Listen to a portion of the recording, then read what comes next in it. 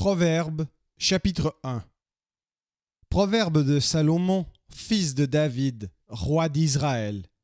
Pour connaître la sagesse et l'instruction, pour comprendre les paroles de l'intelligence, pour recevoir des leçons de bon sens, de justice, d'équité et de droiture, pour donner aux simples du discernement, au jeune homme de la connaissance et de la réflexion.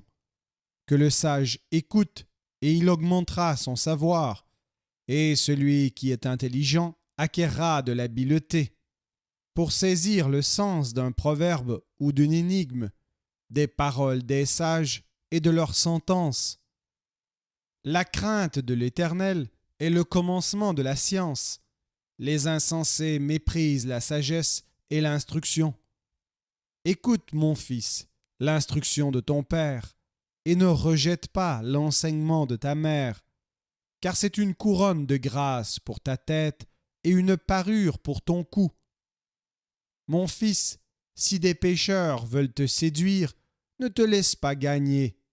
S'ils disent « Viens avec nous », dressons des embûches, versons du sang, tendons des pièges à celui qui se repose en vain sur son innocence, engloutissons-les tout vifs, comme le séjour des morts, et tout entier, comme ceux qui descendent dans la fosse.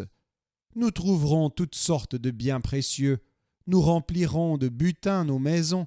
Tu auras ta part avec nous, il n'y aura qu'une bourse pour nous tous. Mon fils, ne te mets pas en chemin avec eux.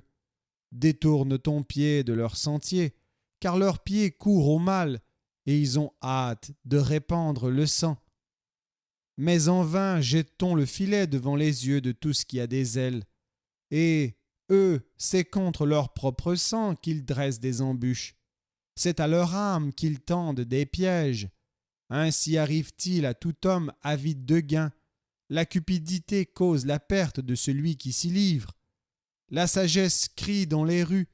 Elle élève sa voix dans les places. Elle crie à l'entrée des lieux bruyants, aux portes dans la ville. Elle fait entendre ses paroles.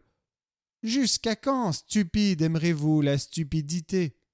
Jusqu'à quand les moqueurs se plairont-ils à la moquerie, et les insensés haïront-ils la science? Tournez-vous pour écouter mes réprimandes. Voici, je répandrai sur vous mon esprit, je vous ferai connaître mes paroles. Puisque j'appelle et que vous résistez, puisque j'étends ma main et que personne n'y prend garde, puisque vous rejetez tous mes conseils et que vous n'aimez pas mes réprimandes, moi aussi je rirai quand vous serez dans le malheur, je me moquerai quand la terreur vous saisira. Quand la terreur vous saisira comme une tempête et que le malheur vous enveloppera comme un tourbillon, quand la détresse et l'angoisse fondront sur vous, alors ils m'appelleront et je ne répondrai pas, ils me chercheront et ils ne me trouveront pas. Parce qu'ils ont haï la science et qu'ils n'ont pas choisi la crainte de l'Éternel, parce qu'ils n'ont point aimé mes conseils et qu'ils ont dédaigné toutes mes réprimandes.